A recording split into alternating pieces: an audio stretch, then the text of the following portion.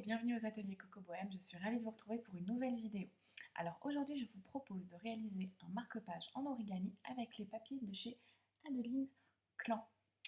Alors étant donné que ces papiers sont à motif mais uniquement sur le recto, pour réaliser mon marque-page j'ai décidé d'en coller deux papiers l'un contre l'autre avec les motifs.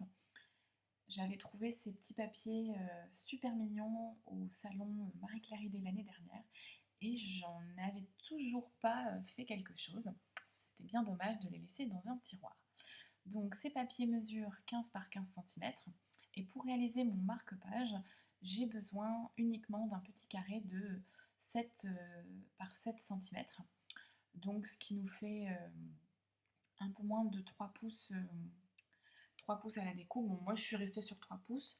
Donc dans votre papier de 15 par 15 cm, vous découpez votre petit carré. Voilà, votre petit carré est réalisé. Vous en mettez un de côté pour vous faire un autre marque-page par exemple. Et donc place au pliage. Alors, vous voyez ici un petit modèle que j'ai déjà présenté.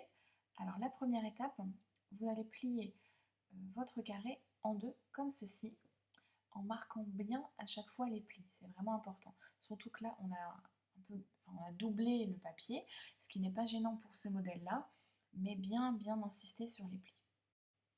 Vous allez ramener les pointes comme ceci, une par une vers le haut. Donc j'insiste encore sur le fait de bien marquer les plis. Utilisez un plioir si vous en avez un. Hop, voilà.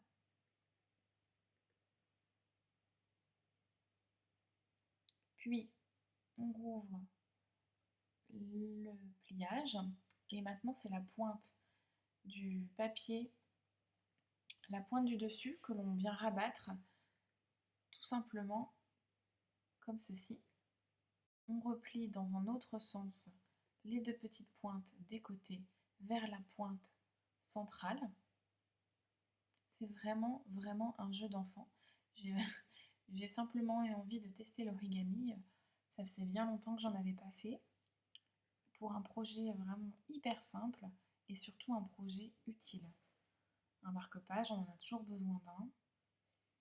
Donc là, j'ai replié mes petites pointes vers l'intérieur et maintenant je les ai rouvertes. Et là, je viens glisser l'intégralité de mon côté à l'intérieur de mon petit carré. Comme ceci.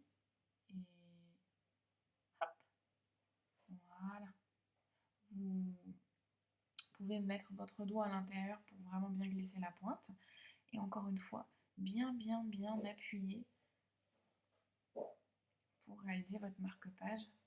Donc bien appuyer pour minimiser l'épaisseur, qui encore une fois n'est pas forcément très problématique pour ce genre de projet, mais voilà ce que ça donne. Dans un livre, super sympa, je le glisse sur ma page, c'est bien mis, voilà. Et comme vous pouvez voir, ça tient super bien. Donc j'espère que vous avez aimé ce tutoriel et je vous dis à bientôt aux ateliers Coco Bohème.